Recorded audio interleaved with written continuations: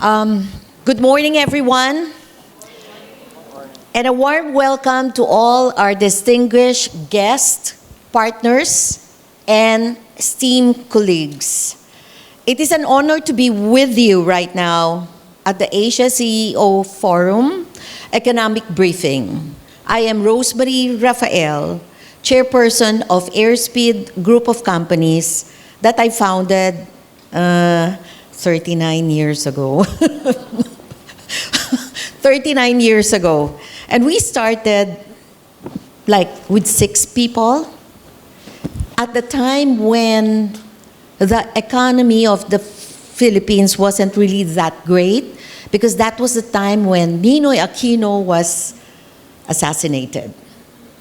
But did that stop me from doing and setting up a company? No.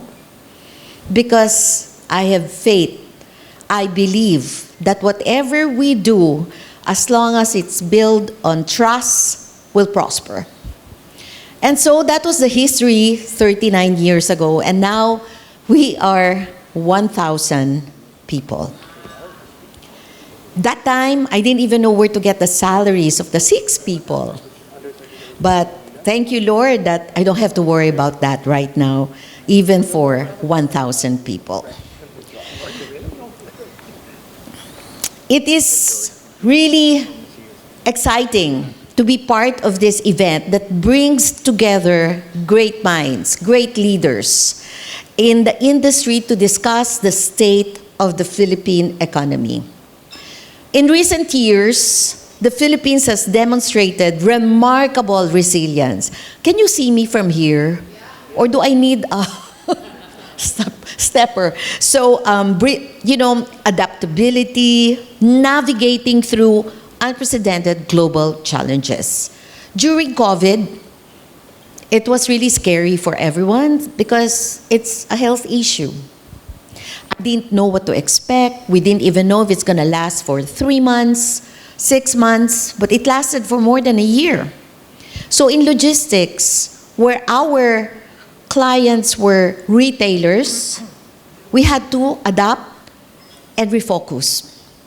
I have a short story, wherein during COVID, what happened was we had a charter from Manila to Cebu on a Wednesday. But then Tuesday, COVID happened. No commercial flights. But I was scared. I mean, who wouldn't get scared? And at the same time, I was worried because we have a charter that we paid for in advance that will have to fly to Cebu empty because the shipment that was supposed to come in from Los Angeles didn't come. No commercial flights. But God gives us the direction, discernment. And I remembered, wait, I have to call the essentials. I have to call the pharma companies because our clients were non-essentials. Definitely, they won't have any movement. Definitely, all malls were closed and no flights. But when I called the pharmaceutical company, I said, we have a charter going to Cebu. I can ship out your items. And that was needed then. They wouldn't even believe me. But when I showed them that we really have a charter, we flew that aircraft, fully loaded, going to Cebu, and backload of fruits and vegetables coming back to Manila. And that was the beginning of the charters we had for the next few months because there were no commercial flights. So this is what I call adversity, opportunity in any adversity. This is what I call that we have to be resilient and adaptive. This is what I call that the Philippines, the Filipinos are innovative and creative and can ride through whatever challenges there are. Whatever people are saying about our economic situation, that there are geopolitical situations, just like in our company, logistics, it's taking longer to ship out or even to bring in items because of the Red Sea attacks. We had to really come up with other options on how to bring in items and how to bring out, because right now, freight costs are going up, unfortunately. But we look at it as temporary setback, and then there's going to be an inventory alignment in other countries because last year, when I was in the States, I talked to some of our clients, and they really said that there are too much inventory. They got scared during COVID, wherein they really had to ship out a lot of items. But then we even had to bring back 5 containers of inventory for a client back to Bangladesh because there was so much inventory. But now there is an inventory alignment which we're quite happy about. So as we emerge from this period of uncertainty, we're witnessing revitalization of our economy.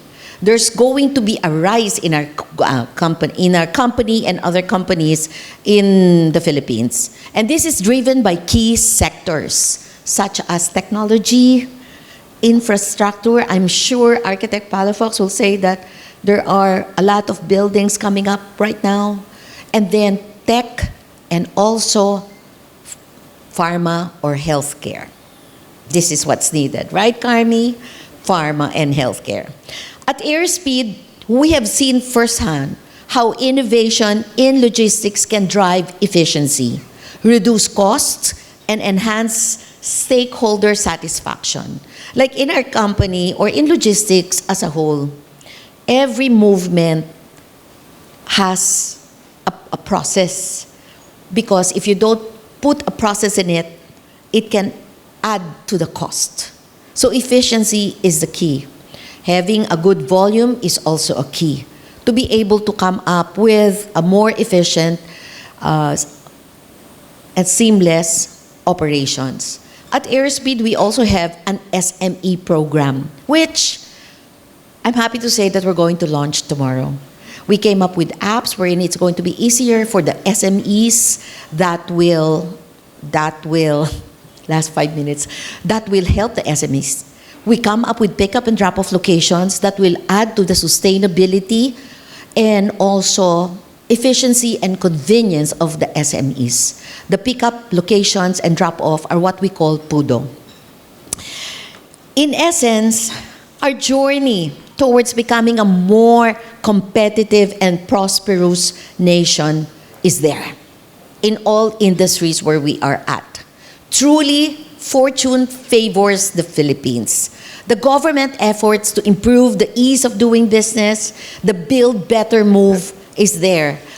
As I happen to be also the current chairperson of Women Business Council Philippines, and we deal a lot with MSMEs. We work together with the government sectors, whether it's DTI, DILG, we work with them, and I see really the importance of breaking silos among all these government agencies. And as a private sector, we are also responsible in coordinating and collaborating with the public sector to make the Philippines a better place for all Filipinos. However, with all these challenges, we require our collective focus and innovative solutions. Forums like this allow us to exchange ideas, forge partnerships, and develop strategies to address these changes head-on.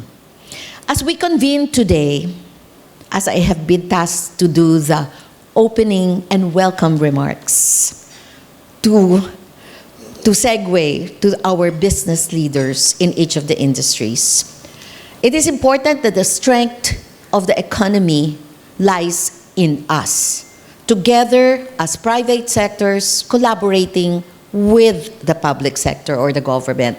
Together, we can build an all-inclusive and that will recover and thrive, ensuring prosperity for all Filipinos. Walang iwanan. Maraming salamat po at mabuhay tayong lahat.